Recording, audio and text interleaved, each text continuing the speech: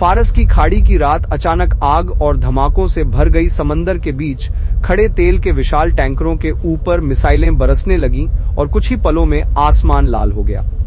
Reports कह रही हैं कि ईरान की रिवॉल्यूशनरी गार्ड डर्ग ने नॉर्थ पर्शियन गल्फ में अमेरिकी और ब्रिटिश तेल टैंकरों को निशाना बनाया है। कुवैत के पास एक भयानक धमाके की खबर सामने आई है, जिसके बाद पूरे इलाके में दहशत फैल गई।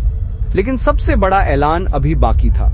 ईरान ने साफ शब्दों में कह दिया, होर्मुज जलडमरूमध्य अब अमेरिका, इजराइल और यूरोपीय जहाजों के लिए नो गो जोन है, यानी दुनिया का सबसे अहम तेल रास्ता जहां से रोज करोड़ों बैरल तेल गुजरता है, अब एक खतरनाक युद्ध के साये में आ गया है। समंदर में खड़े जहाज डर के साये में हैं, तेल बाजार में हलचल मच गई है और पूरी दुनिया की नजर अब इसी सवाल पर टिक गई है। आदाब, नमस्कार, मैं अनीस अंसार और आप देख रहे हैं ग्लोबल आवाज, जहां मिलती हैं देश विदेश की बड़ी खबरें कम समय में ज्यादा जानकारी। दोस्तों, वीडियो अच्छा लगे तो लाइक करें और कमेंट में अपनी राय जरूर लिखें। मध्य पूर्व की जंग अब एक नए मोड पर पहुंच चुकी है। रेगिस्तान की खामोश रात में अचानक आसमान फटा और कुछ ही सेकंड में एक जबरदस्त धमाका हुआ।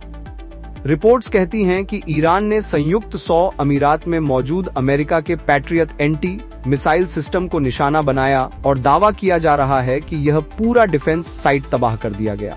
याद रखिए, पैट्रियट सिस्टम वही ढाल है जो दुश्मन की मिसाइलों को हवा में ही रोकने के लिए लगाया जाता है, लेकिन इस बार वही ढाल खुद निशाने पर आ गई। इसी खौफ और तबाही के माहौल के बीच तेहरान से एक बयान सामने आया है। ईरान के राष्ट्रपति मसूद पेजेश्कियन ने कहा है कि अब ईरान पड़ोसी देशों पर कोई हमला नहीं करेगा, कोई नई मिसाइल नहीं छोड़ेगा, जब तक कि उन देशों की तरफ से ईरान पर हमला न किया जाए। अपने संदेश में पेजेश्कियन ने एक कड़ी बात भी कही। उन्होंने कहा, जो लोग यह सपना देख रहे हैं कि ईरान बिना शर्त सरेंडर कर देगा, वो अपने इस ख्वाब को अपनी कब्र तक लेकर जाएंगे।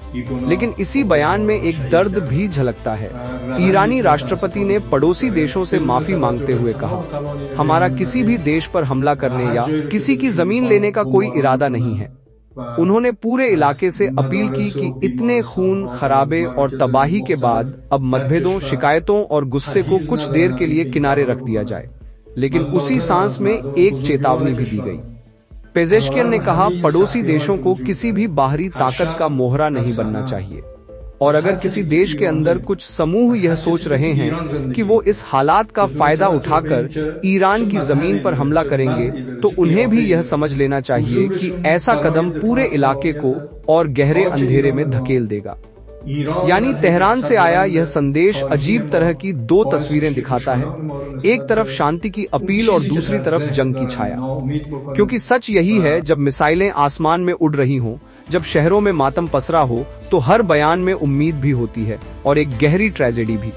अब इसकी आग आम लोगों की जिंदगी तक पहुंच चुकी है।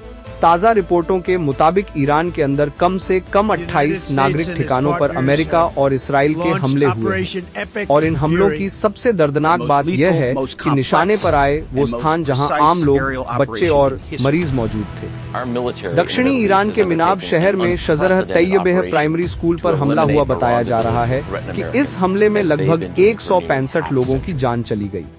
स्कूल का वो आंगन जहां बच्चों की हंसी गूंजती थी, अब मलबे और सन्नाटे में बदल गया। फार्स प्रांत के लामेर्द में एक स्पोर्ट्स हॉल को भी निशाना बनाया गया, जहां 18 लोगों की मौत की खबर सामने आई। खेल का मैदान जो कभी युवाओं की ऊर्जा से भरा रहता था, अब वहां सिर्फ टूटे शीशे और धुआं दिखाई दे रहा है। राजधानी तेहरान के नरमक इलाके में भी हमला हुआ। यहाँ एक स्कूल, एक किंडरगार्टन और बच्चों के पार्क के आसपास धमाके हुए। रिपोर्ट के अनुसार 2 लोगों की मौत हुई और कई बच्चे दहशत में आ गए। तेहरान के पास परंद इलाके में भी स्कूलों को नुकसान पहुंचा। शहीद बहोनर मिडिल स्कूल और आर्यन पुया एलिमेंट्री स्कूल पर हमले की खबरें सामने आईं। लेकिन कहानी यहीं खत्म नहीं होती। हमलों की जद में अस्पताल और मेडिकल सेंटर भी आए। तेहरान में गांधी हॉस्पिटल को नुकसान पहुंचा। रेड क्रेसेंट के पास मौजूद अस्पतालों के आसपास धमाके हुए।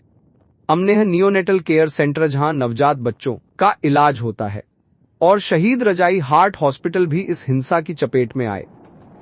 अहवाज में अबूजर हॉस्पिटल पर हमले में कम से कम 2 लोग घायल बताए जा रहे हैं और बकाई हॉस्पिटल के आसपास भी धमाके हुए।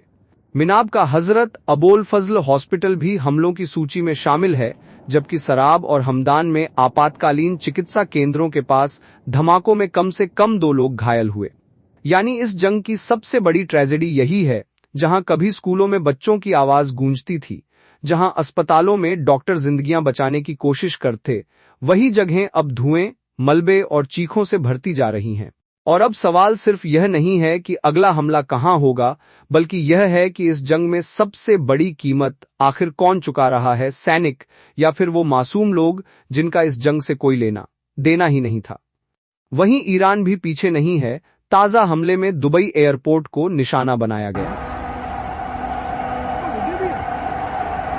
It's coming to the airport again. Yeah. Ya Allah, straight to the airport. Oh my God. Ya Rab. Ya Rab. Ya Rab. Straight to the aircraft. Straight to... Oh, Ya Allah.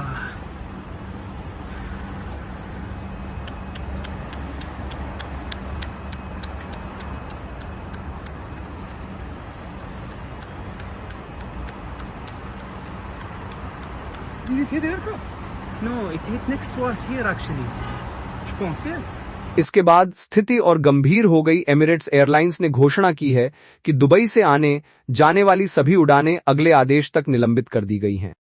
अगर आपको हमारा काम अच्छा लगा हो तो channel को subscribe करें। खुश रहिए, अपना ख्याल रखिए।